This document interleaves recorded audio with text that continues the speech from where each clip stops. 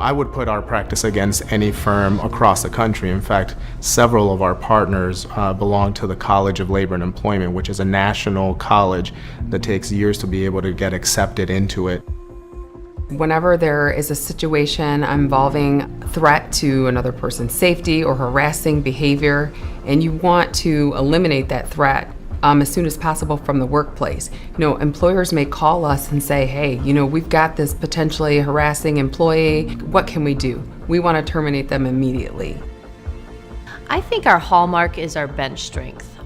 We truly have an expert in every facet of labor and employment law. And in many of those areas, we have multiple experts. So if you come in the door with a complex problem, we've got somebody right here who can handle it right from the get-go.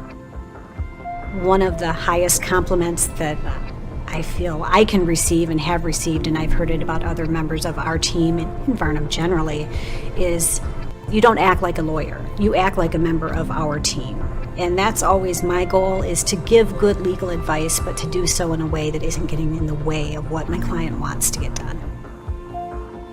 Usually anytime there's been a significant change within an organization, that's when we often see employee problems erupt. So if a business has grown dramatically, if a business has shrunk dramatically, if there is a business that doesn't have an HR department but now has suddenly grown to the point where an HR department might be necessary, that's often an area where we see issues arise.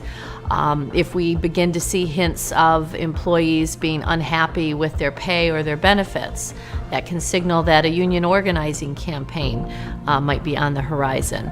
So, we're really working with clients on training programs and compliance and reviews to make sure that they have the tools they need to ensure that these problems don't become bigger than they may already be.